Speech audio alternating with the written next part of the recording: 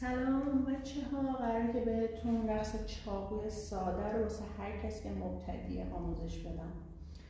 اولین دستی که اولین حالت و فیگوری که باید اسم تونیم استفاده کنیم اینه که من با جفت دستم چاقو رو بگیرم و حالت نیم دایره جلوی بدنم حرکت بدم.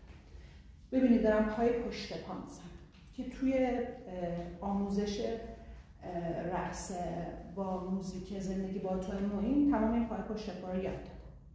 دست بعدیمون میتونه دست حالت نوازش باشه که من چاقو رو زیر سینم تقریبا گرفتم، دستم رو میزنم برمیگردم، یه حالت نیم دایره من دارم درست میکنم. میگم 1 2 3 4 1 2 3 4.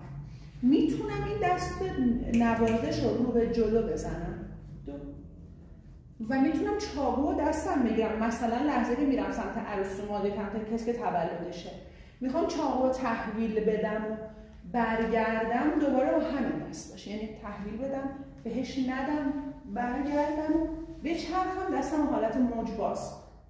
دست بعدی میتونه دست دامن باشه. چجوریه؟ این که من انگار دامنم رو گرفتم دارم جلو حرکت میکنم. حرکتش چجوریه؟ میگه 1 2 3 4. باز دوباره تو جفت دستم میگیرم و باهاش میچرخم بالا.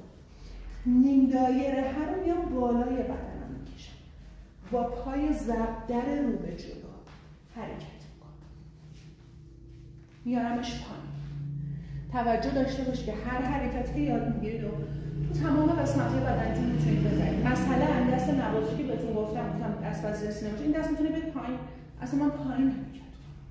این دست میتونه بیاد بالا، من اینا رو همه رو بالا بزنم، بیام بغل بدنم بزنم، یا اصلا چاقو رو بگیرم بالا حرکتش بدم. ادامه رو ببینید روی موزیک من با همین چند تا فیگور برقصم و بدونید که به چه صورته.